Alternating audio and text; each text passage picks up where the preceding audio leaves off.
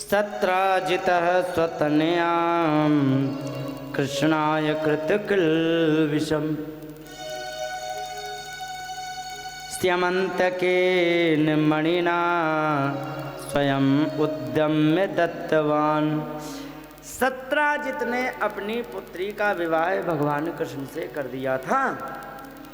थोड़ी सी गलती हो गई थी उसी के चक्कर में, और ये मणि वगैरह थी, इसी का थोड़ा झंझट पड़ गया था। तो उसी के चक्कर में सत्राजित ने भी अपनी पुत्री का विवाह भगवान कृष्ण से कर दिया था। अब परीक्षित जी कहने लगे, अच्छा महाराज ये कैसे? सत्राजिता कि करोद ब्रह्मण कृष्णस्य किल्बिषम्, सत्राजित ने क्या अपराध कर दिया था? स्यमन्तकः कुतस्तस्य तस्य कस्मात् दत्ता हरे सुता।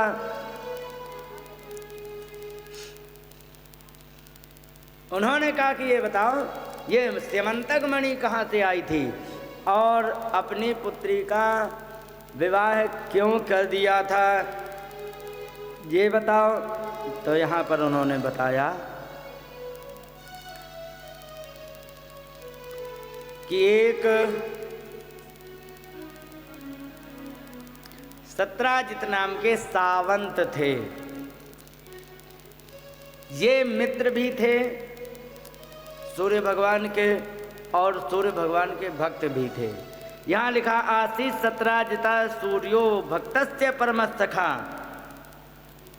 परम सखा भी थे और भक्त भी थे। सूर्य नारायण ने प्रसन्न होकर के एक मणि दे दी, स्यमन्तक मणि। भगवान कृष्ण के पास है कौस्तुभ मणि, इनके पास है स्यमन्तक मणि। तो कौस्तुभ मणि और स्यमन्तक मणि में ये अंतर है कि स्यमन्तक मणि 8 भार सोना देती है। तो 8 भार सोना का मतलब होता है भारः स्याति विंशति तुला, 20 तोले का एक भार होता है। ठीक है, तो 1 तोला कितने ग्राम का होता है? 10 ग्राम का। तुम्हारे हिसाब से 10 ग्राम का, और तुम्हारे हिसाब से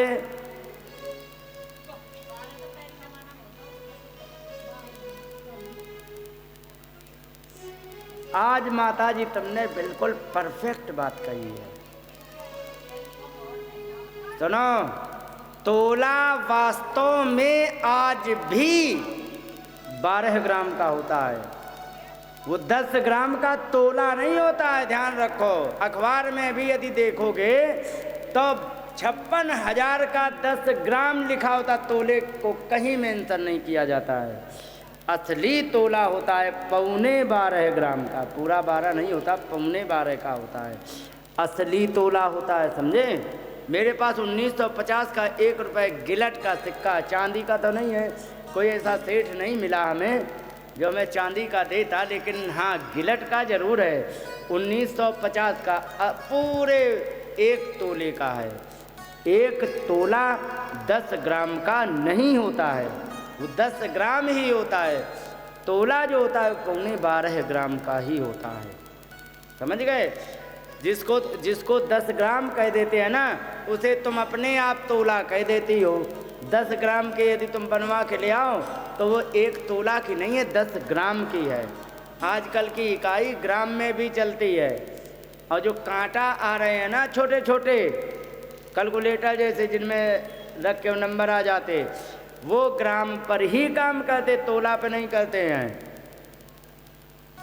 बोलिए गोविंद भगवान की जय। तो 20 तोले का एक भार होता है। 8 भार प्रत्येक दिन स्वर्ण निकालती थी। एक दिन की बात, भगवान कृष्ण के पास गए और वहाँ जा करके मिले, और जैसे ही ये घुसे अंदर आ रहे थे तो इतनी चमक थी मणि में कि मणि को देख करके सब लोग ऐसे करने लग गए, कहने लगे भगवान हमें ऐसा लगता है जैसे सूर्य भगवान है। क्योंकि नहीं, सूर्य भगवान नहीं है, सूर्य भगवान तो नहीं है, उनके मित्र हैं, मणि पहने हुए हैं। आए, बड़ा विधिवत स्वागत सम्मान किया गया, कोई दिक्कत नहीं।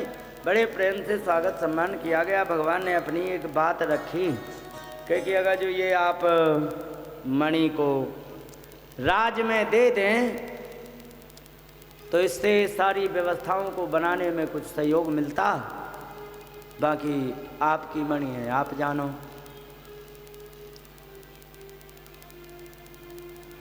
यहाँ पर कहा नैवार्थ कामुक प्रादात यांच्या भंगम अतर्कयन, जिस व्यक्ति ने कभी किसी से न मांगा हो और पहली बार मांग दे और पहली बार में ही यदि ना शब्द सुनाई पड़े उसे बहुत दुख होता है। इस प्रकार से जब उन्होंने ना कर दिया तो ना करने के बाद भगवान ने कहा कोई बात नहीं, तुम्हारी वस्तु जबरदस्ती तो हो नहीं सकती। उन्होंने कहा ठीक है। तो यहाँ पर जब उन्होंने मना कर दिया कोई बात नहीं, इसके बाद वे अपने घर चले गए। भगवान अपने वहाँ थे ही। एक दिन भाई ने क्या किया, कहने लगा कि भैया ऐसा करो, मणि तुम पहने रहते हो, एक दिन हमें भी पहन लेने दो। उन्होंने कहा ठीक है, दे दी, पहन ली।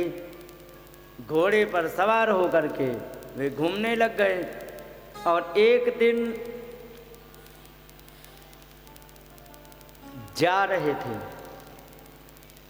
जंगल में घूम रहे थे। वहां पर एक सिंह ने देखा,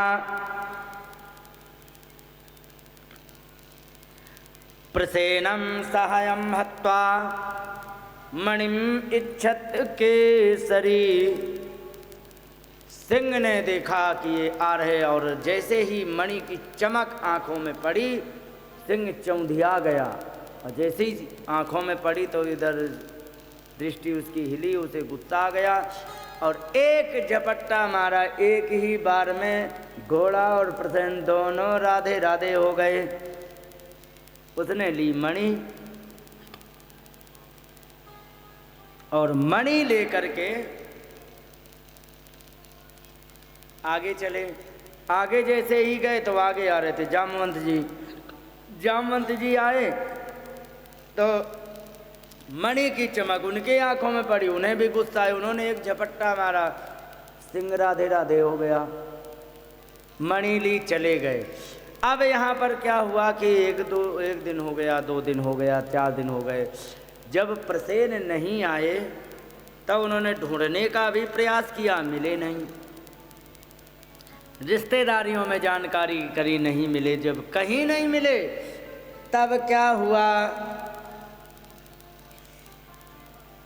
जब वे कहीं मिले नहीं तब धीरे धीरे अपने मित्रों से कहने लगे कि हमें ऐसा लगता है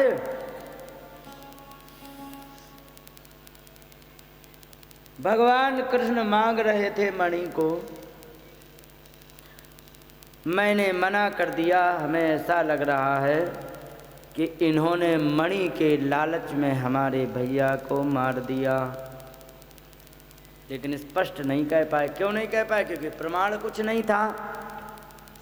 प्रमाण कुछ ना होने के कारण स्पष्ट नहीं कहा। एक से कहा, एक ने 4 से कहा, 4 ने 40 से कहा, 40 ने 4000 से कहा। धीरे धीरे बात करने करने जपन जना, वहाँ पर कानों कानों बात पहुँच गई भगवान कृष्ण के पास। अच्छा एक बात बताओ ईमानदारी से, अगर जो तुम्हारे ऊपर कोई आरोप लगा दिया जाए और तुम निर्दोष हो और आरोप लग गया बहुत भयंकर, तो तुम्हें क्या करना चाहिए? तुरंत लेके लाठी और 2-4 और अड़ोसी पड़ोसी बुला के लठ वहाँ ठोंकते उसके दरवाजे पे कि नहीं?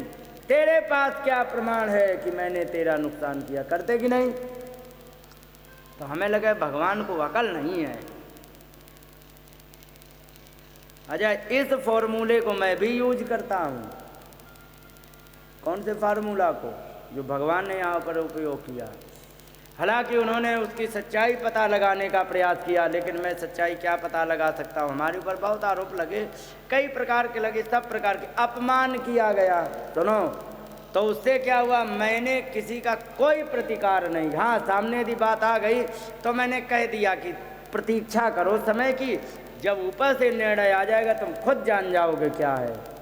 बहुत से ने बेइज्जती करी तो ऐसा परिणाम निकला है कि मुंह दिखाने लायक नहीं रहे। 2-4 ऐसे थे जो जान के पीछे पड़ गए, खुद मर गए।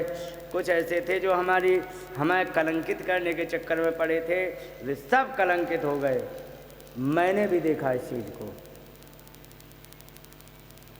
कुछ लोगों ने हमें साजिशन अपमानित करने का प्रयास किया, बेइज्जती करी समाज में।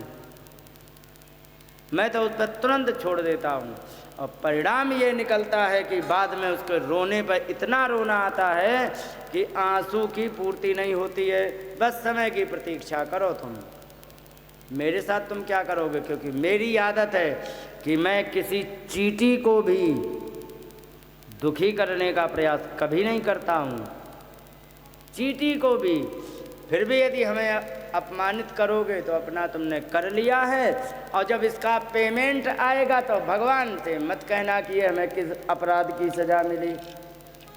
भगवान ने क्या किया, उनके पास सेना की कमी थी, कुछ उनके पास बल की कमी थी, पकड़ लेते ऐसे केकड़े की तरह, कुछ नहीं कर पाते सत्राजित।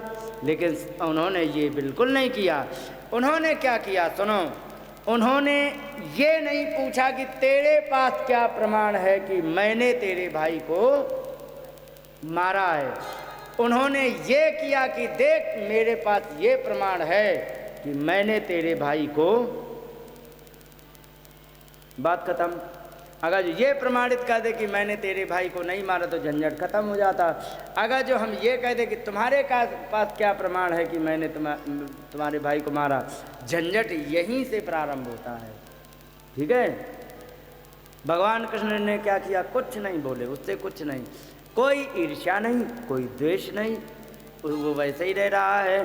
भगवान ने अपनी 2-4 कुछ लोगों को इकट्ठे किया कि चलो पता लगाते हैं आखिर, क्योंकि भगवान ने कहा कि मैंने तो किया नहीं, आप सबके सामने हूँ मैं, लेकिन सच्चाई क्या है। मान लो किसी और ने किया तो ऐसा लुटेरा कौन आ गया कि हमारे राज्य में लोगों को मार मार करके धन हड़पेगा। भगवान ने ये सोचा और चुपके से निकल गए। और निकलने के पश्चात आगे देखा, जब बहुत सर्च ऑपरेशन चालू किया तो आगे देखा एक जगह पर पड़े हैं प्रसेन, वहीं पड़ा है घोड़ा, और ढूंढा गया मणि कहीं नहीं। अब देखा कि इसको मारा किसने, पैर के निशान से पता लग गया कि ये इसको सिंह ने मारा है। सिंह के पैरों के निशान से आगे गए और जा कर के आगे देखा तो आगे सिंह भी मरा पड़ा। लो, फिर वहाँ पर चारों तरफ ढूंढा गया, वहाँ भी मणि नहीं मिली। अब पता लगाया इसको किसने मारा, तो पैर के निशान से पता लग गया इसको किसी रीछ ने मारा है। रीछ कहाँ गया, उसके चरण चिन्ह से पहुँच गए गुफा में। गुफा के अंदर जाते हुए जब चरण चिन्ह दिखे तो भगवान ने सोची कि कलंक मुझे लगा है, और इन पर कोई यदि परेशानी आए तो इनका कोई लेना देना भी नहीं है, इनको क्यों ऐसा करें। तो भगवान ने कहा ऐसा करो, तुम यहाँ 12 दिन आराम से बैठो, 12 दिन के पश्चात मैं आ जाऊँगा। 12 दिन तक मैं यदि आ जाता हूँ तो ठीक है, ना आऊँ तो तुम लौट जाना, मुझे मरा ही हुआ ही समझ करके लौट जाना, और तुम जाओ, यहीं रहो, मैं जा रहा हूँ। अब वहाँ पर जब गए तो वहाँ पर देखा उनकी एक धात्री थी। धात्री किसे कहते हैं, जो बच्चे को जन्म देने वाली होती है, मातृ।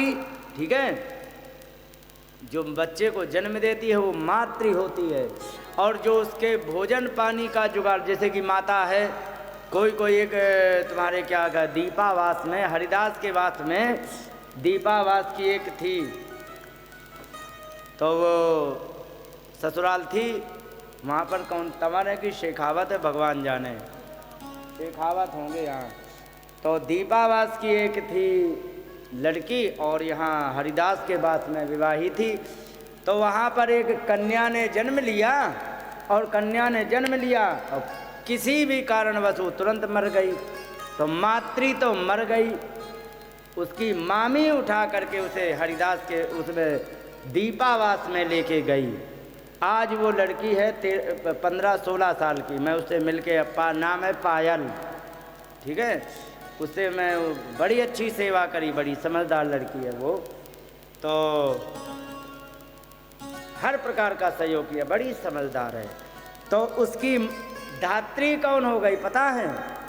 उसकी मामी, क्योंकि मातृ जो थी वो तो चली गई, और धात्री जो थी जिसने उसको दूध पिलाया, बकरी का, गाय का, जिसका ला के उसका पालन किया, वो उसकी धात्री हो गई।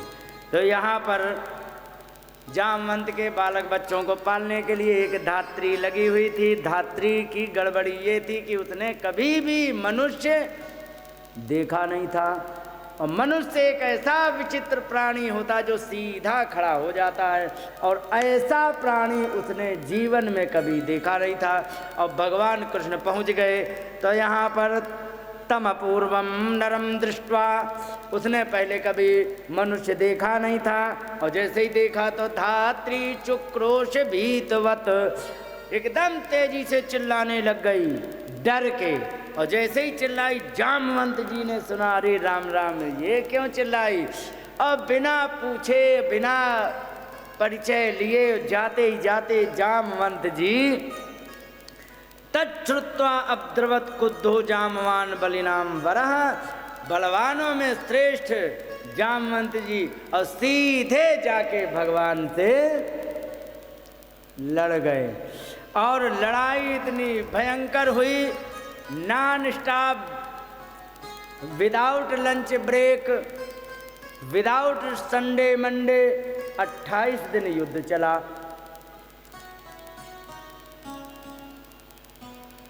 28 दिन जब युद्ध चला, माता जी सब उड़ रहे हैं, इनको समेट के रख दे। तो जब 28 दिन युद्ध चला, भगवान ने सोची 12 दिन की उनसे कह के आए थे, 28 दिन इसने बिता दिए हैं। हाँ, यहाँ कोई आज सेवा करने वाला है ही नहीं, आगे पीछे दिखता ही नहीं, वैसे तो कोई ना कोई बना ही रहता था। तो हाँ, तो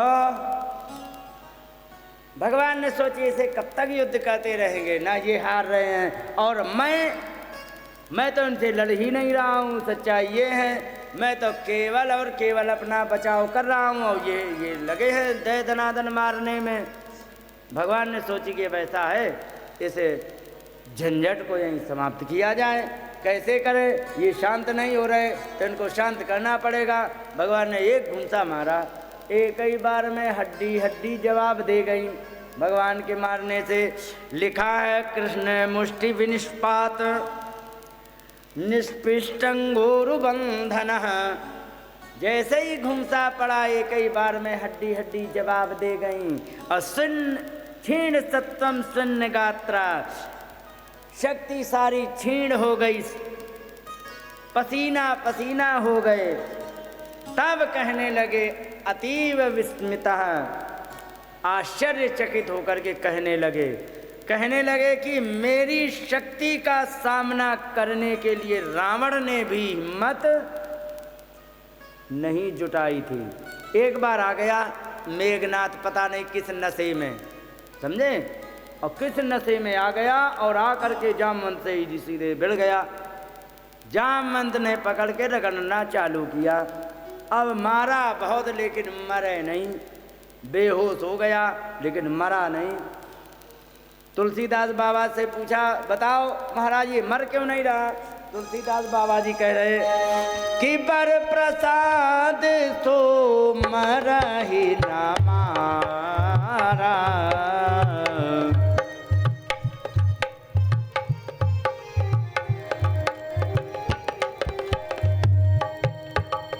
तब पद गही लंका पर डारा, तब पद गही।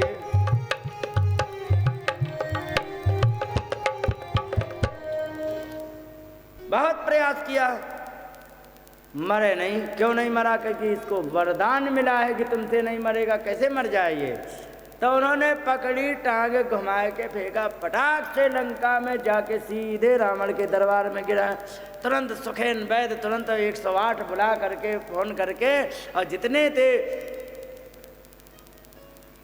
फिजिशियन सर्जन सबको बुला के उनका ट्रीटमेंट कराया गया, उनको होश में लाया गया कि क्या किससे भिड़ गए थे। अरे क्योंकि वहाँ पर एक भालू था, मैंने समझा कि इसको पकड़ के हम मार देंगे, लेकिन वो तो बड़ा शक्तिशाली निकला। रावण ने कहा सुनो, वो साधारण भालू नहीं है, वो साक्षात ब्रह्मा है। आगे से कभी भी जाना तो जामवंत उनका नाम है, उनसे हमेशा दूर रहना। हाँ, उनसे दूर रहना, उनसे मत भिड़ जाना। उनसे मैं भी हिम्मत नहीं रखता हूँ। हिम्मत नहीं थी, लेकिन रावण अपनी सभा में डींग हाँकने में बड़ा आगे था। अरे तुम्हारे यहाँ तुम्हारे कटक माज सुन वंगद, मोसन भिरई कवन जो धावद। तुम्हारे ऐसी सेना में ऐसा कौन है जो मुझसे युद्ध करे, बताओ। अच्छा कि तब प्रभु नारी विरह बलहीना, तुम्हारा जो स्वामी है वो अपनी पत्नी के विरह से ही व्याकुल है। अनुजितास दुख दुखी मलिना, उसका भैया वो उनके दुख के कारण वो दुखी है। और तुम सुग्रीव कुल द्रुम दो, तुम दोनों नदी के किनारे के वृक्ष हो। एक बात बताओ, नदी के किनारे वृक्ष खड़े हों, बाढ़ आवे, वृक्ष को का होगो, पेड़ को। तो इसी प्रकार से तुम हो। और अनुज हमारा भीरवती सो, हमारा भैया गया वो तो बिल्कुल डरपोक है, वो तो किसी से, वो तो मच्छर तक नहीं मार सकता, युद्ध की तो बात छोड़ो। और एक तुमने पकड़ रखा है जामवंत मंत्री अति बूढ़ा, तो कि हो ये अब सम्रारूढ़ा। और शिल्प कला जानहि नल नीला, शिल्प कला जानहि नल नीला। है कपि एक महाबलशीला, है कपि एक महाबलशीला। एक बंदर तुम्हारे यहाँ है जो कुछ बलवान है, नहीं तो तुमने एक रीछ पकड़ रखा है, वो महाबूढ़ा, वो क्या कर पाएगा।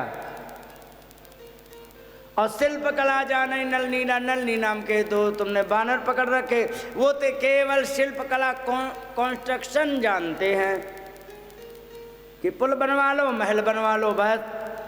बाकी कुछ वे युद्ध करना थोड़ी जानते हैं।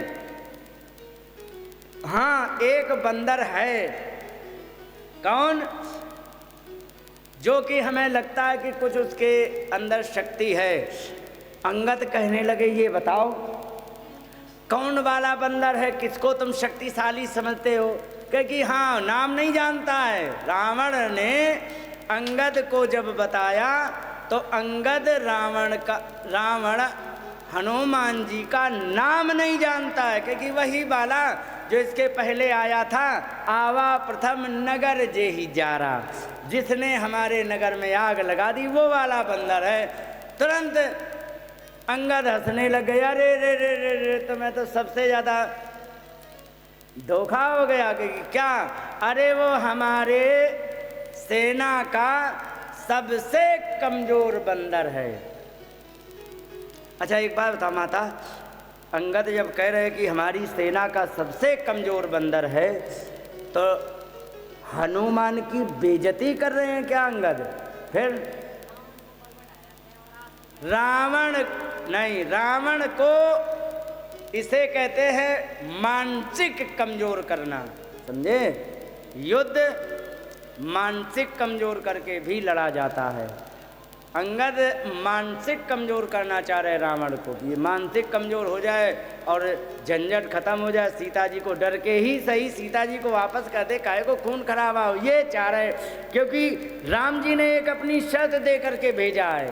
क्या कहा? क्योंकि जाओ तुम वहाँ पर केवल काज हमार तासु हित होई। मेरा केवल इतना काम है। काम किसका है? राम जी का।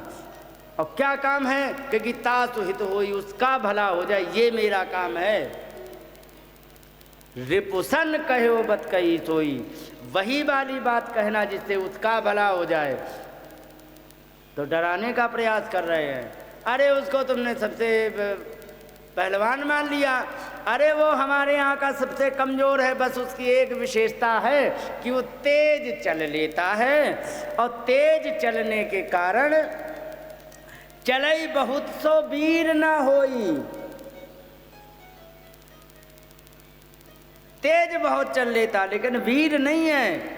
पठवा खबर लेन हम सोई, इसीलिए हमने सोची कि ये थोड़ा डाकिया का काम जल्दी फास्ट कर लेगा, इसलिए हमने भेजा था। कोई लड़ने झगड़ने को थोड़े भेजा था। और तुमने घेर लिया तो उसने लंका का जला डाली, वो तो बात अलग है। लेकिन उसकी ना तो योजना थी और ना ही ये मिशन पर आए थे। मिशन तो केवल इतना दिया गया था कि सीता का पता लगा के आ जाओ। अब तुम घेर के मारोगे और हमारा सबसे कमज़ोर बंदर, और उसे तुम घेर के मारोगे तो उसके जो कुछ हाथ पैर हिलाए होगा तो करेगा। मन से कमजोर कर रहे, समझे? तो रावण डींग हाँकने में भी बड़ा पहलवान है। कह रहा कि तुम्हारे यहाँ वो भालू है, बूढ़ा हो गया है। और एक युग पार हो गया, दूसरे युग में भगवान से 28 दिन लड़ने पर फिर भी नहीं थके। और जब थके राम जी से कहने लगे, महाराज एक बात बताएं कि हाँ युद्ध तो हुआ लंका का, लेकिन हमें आनंद नहीं आया। कि क्यों? अरे कि हमारे हाथों की खुजली ही नहीं गई है, क्या फ़ायदा? हो ना हो हम तुम एक बार कुश्ती लड़के देख लो। राम जी ने कहा कि इस शरीर में तो संभव इसलिए नहीं है कि तुमने हमारे लिए सारा प्रयास किया हमें बचाने के लिए, हम ही तुमसे कुश्ती लड़ें, समाज क्या कहेगा? चिंता मत करो, मैं ही तुम्हारी खुजली मिटाने के लिए समय पर। और ये आ गए 28 दिन। पहले तुम अपनी खुजली मिटा लो 28 दिन तक। खूब ताकत लगाई, भगवान हारे नहीं। खूब ताकत लगाई, भगवान हारे नहीं। और जब सोचे कि हाँ अब इनकी खुजली मिट गई, इतना पर्याप्त है, हमें द्वारिका भी जाना है, और दिया एक घूंसा घुमाए के। और जैसे ही घूंसा पड़ा घुमा के, इतने में क्या हुआ? कृष्ण मुष्टि विनिष्पात निष्पिष्टंगुरु बंधन। और जैसे ही घूंसा पड़ा तो इतने में हड्डियां हड्डियां जवाब दे गईं, जोड़ जोड़ खुल गए। और इतने में क्षीण सत्व, सत्व माने होता है बल, शक्ति समाप्त हो गई। सिन्न गात्रा पसीना पसीना हो गए। और तब जाकर के होश आया। आह अतीव विस्मिता, आश्चर्यचकित होकर के कहने लगे, ये बताओ कौन हो आप? भगवान ने कहा कि तुम्हें क्या लग रहा है? यहाँ पर जामवंत जी कह रहे कि मेरा वो बल था कि जिस समय वामन भगवान ने अपना पूरा रूप बनाया था तो उनकी 7 परिक्रमा मैंने कर ली थी, इतने विशाल शरीर के मैं वो हूँ। आवाज़ इनका नशा दूर हो गया तो कहने लगे कि तुम हो कौन? ये तो बताओ जिसको हम जीत नहीं पाए। तुम्हारा एक घूंसा लगा, हमारे अंग राधे राधे हो गए, बताओ कौन हो? तो भगवान ने कहा कि ये बताओ तुम्हें क्या लगता है मैं कौन हूँ? तो कहने लगे, जाने त्वं सर्वभूतानां प्राण ओजसहो बलम। मैं समझ रहा हूँ कि आप समस्त प्राणियों की शक्ति, ओज माने तेज, बल, वे हो आप। विष्णुम पुराण पुरुषम प्रभ विष्णुम अधीश्वरम। आप विष्णु हो, पुराण पुरुष हो और सब कुछ करने में सामर्थ्यवान हो। आप हमें वही लगते हो। तुम ही विश्व सृजाम सृष्टा, तुम ही इस संसार की रचना करने वाले हो। सृज्यानामपि यच्च सत, और सारा कुछ आपने रचा हुआ है। काला कलयतामीश परा आत्मा तथात्मनाम, और ये सारा हमें आप साक्षात्कार लग रहे हो क्योंकि सब कुछ आपने रचा हुआ है। और हमें याद आ गई कि आप वे हो यतेश दुत्कलित रोष कटाक्ष मोक्षयी वर्तमा दिशत क्षुभित नकृतिमिंगिलोब्धि। आप हमें ऐसा लगता है कि जिस समय आप रास्ता मांग रहे थे समुद्र से, समुद्र ने 3 दिन तक रास्ता नहीं दी थी, आपको आ गई थी गुस्सा, तुरंत बाण निकाल के चढ़ा लिया था, और जैसे ही बाण चढ़ाया था सोई उसके हाथ पैर कांप गए थे, और जैसे ही बाण चढ़ाया तो बाण की गर्मी से समुद्र उबलने लगा था, और उसी उबलने से जीव परेशान होकर के रास्ता दे दी थी समुद्र ने। और फिर सेतु कृतः स्वयश उज्ज्वलिता च लंका, तुमने ही फिर सेतु बनाया था, और रक्ष शिरांसि भुवि तुरिक्षुतानि, और सारे के सारे राक्षसों को मार करके हमें भगवान वही लग रहे हो। भगवान ने कहा पहचान तो बिल्कुल ठीक लिया है, लेकिन गलत समय पे पहचाना है। कि कैसे पहले ही दिन आके पूछ लेते तुम कौन हो, तो काहे को 28 दिन हम तुम्हारी देह तोड़ते, तुम हमारी देह तोड़ते, पहले पूछ लेते, लेकिन पहले नहीं पूछा तुमने। कोई बात नहीं, अभी पूछा। अब ये बताओ तुम आए यहाँ किस लिए हो? जामवंत ने पूछा। कुछ नहीं, क्या बताया जाए। मणि है तो यह प्राप्ता वयम ऋक्षपते विलम, मणि के लिए मैं यहाँ आया हूँ, क्योंकि इसी मणि के कारण मिथ्याभिशापम प्रमृजन, हमारे ऊपर एक कलंक लग गया है, तो मिथ्या लगा है, तो उसी अभिशाप को प्रमृजन, उसी को धोने के लिए आत्मनो मणि नामना, हमारे ऊपर मुंह पर काला धब्बा लग गया है हत्या का, तो उसी को धोने के चक्कर में मैं आपके पास आया था। उन्होंने कहा मणि चाहिए? कि हाँ। कि सुनो, एक बाबा जी वाला अर्थ बताएंगे, जो भगवान से मजाक करते हैं बाबा जी, उनका एक अर्थ बताएंगे, एक ओरिजिनल अर्थ बताएंगे। तो यहाँ पर बाबा जी वाला अर्थ ये है। बाबा जी कहते सुनो, मणि जो थी वो मैंने दे दी किसी को, और मणि जिसको हम दे दें, अच्छा एक बात बताओ, तुम अगर जो किसी को भिखारी को ही सही 10 रुपए दे दो, तो अब 10 रुपए किसके हो गए? भिखारी को हो गए। अब उस पर तुम्हारा कोई अधिकार नहीं है, तो क्योंकि ये तो मैंने दे दी है, मेरे तो इससे अधिकार ही खत्म, मैं कैसे दे दूं? क्योंकि फिर क्या करना है? क्योंकि ऐसा करो, मणि तुम्हें चाहिए तो जिसको मणि दे दी उसी को तुम लिए चले जाओ। मणि और वो जिसको दिए, दोनों तुम्हारी हो जाएंगी। समझ गए? और एक शास्त्र का अर्थ ये कहता है कि जिस समय कन्या दान की जाती, कोई भी दान करो, कन्या दान, जैसे माताएं आती हैं कथा में साड़ी दान करती, कुछ नहीं है तो 10 रुपए तो रख के देती हैं, होता है कि नहीं? कोई भी दान की जाए, कन्या दान की जाए, गौदान की जाए, वस्त्र दान किया जाए, भूमि दान की जाए, जो भी तुम दान करते हो, तो उसमें दान के साथ साथ कुछ अंग दान का विधान होता है। और अंग दान में का मतलब होता है दक्षिणा। तो दान पूरा तब माना जाता है जब दान के साथ अंग दान, जैसे कि कोई भी कन्या दान करता है ना पिता, तो उसके साथ दक्षिणा भी रखता है, तो वो अंग दान होता है। आजकल दक्षिणा मांग ली जाती कि हमें 1.5 लाख चाहिए, 10 लाख चाहिए, 1 करोड़ चाहिए, मांगते कि नहीं? और दक्षिणा मांग के मिलती है कि अपनी इच्छा से?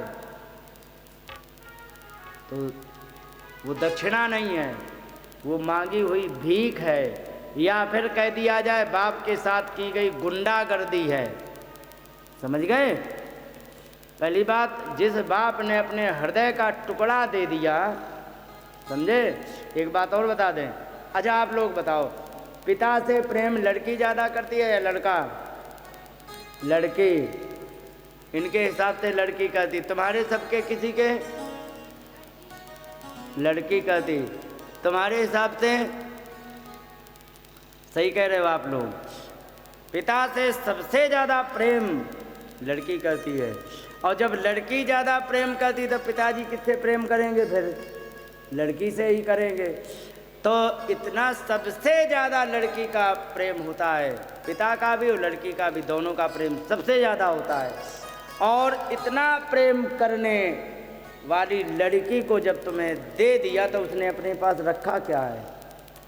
और जब उसने कुछ रखा नहीं है तो उसको खाने पीने के लिए तो कुछ छोड़ दो, उसे क्यों नोच के ले जा रहे हो?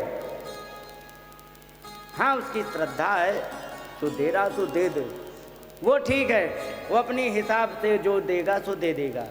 लेकिन अब ब्याह कर रहा ऊपर से तो मांग रहे, नहीं साहब हमें तो थार चाहिए। क्या चाहिए?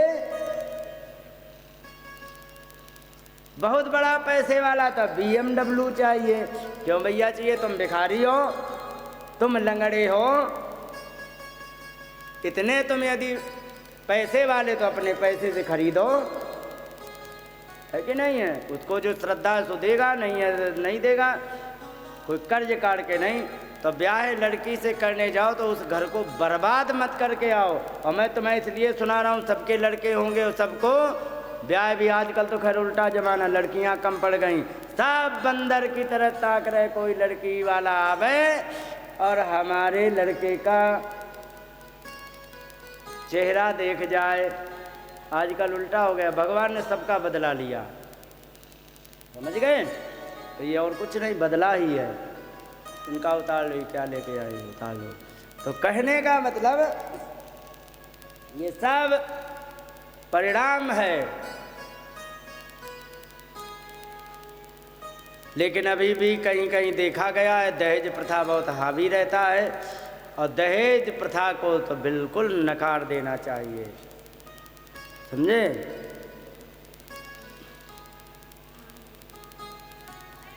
बोलिए गोविंद भगवान की जय। जामवंत ने कहा, देखो इस मणि को मैंने पराक्रम से जीता है, ठीक है? तो इस पे असली अधिकार मेरा है और मुझे करना है कन्यादान, और मेरे पास धन के नाम पर केवल मणि है, तो हम कन्यादान करेंगे। तो हम ये सांग दान की पूर्ति के लिए हम मणि ही दे सकते हैं, और तुम आ गए हो मणि लेने, हम कैसे दे दें? तो ऐसा करो कि ये हमारी कन्या से ब्याह तुम कर लो, और करने के बाद यही सांगदान में मणि लेके चले जाओ, मणि भी तुम्हारी हो जाएगी और हमारी भी लाज रह जाएगी। भगवान ने कहा कि जैसी तुम्हारी इच्छा। और यहाँ पर आकर के उन्होंने जामवती से विवाह किया, और विवाह करके जो 12 दिन बाद वहाँ से चले गए थे गुफा के किनारे से, तो उन सारे 12 दिन के जाने वाले जितने थे उन सब ने मिलकर के सतचंडी यज्ञ किया। सतचंडी यज्ञ करके देवी का पूजन करने लग गए और सतचंडी यज्ञ किया। सतचंडी यज्ञ हो रहा था और जैसे ही पूर्ण आहुति हुई वैसे ही भगवान वहाँ पर प्रकट हो गए। और जैसे ही भगवान वहाँ प्रकट हुए उनका यज्ञ पूरा हो गया, लेकिन अकेले नहीं थे, एक साथ में थी। उनका विवाह किया गया। इस प्रकार से सत्यभामा जामवती से विवाह हुआ और फिर आदर पूर्वक सत्राजित को बुलाया और सत्राजित को बुला करके सत्राजित को बुला करके बड़े प्रेम से वो मणि दी गई। और जब सत्राजित ने मणि ली, पता लग गया था कि इनका कोई आरोप नहीं था, इनका कोई दोष नहीं था और मैंने नकली इन पर आरोप लगा दिया, तो उसे बड़ी लज्जा आई।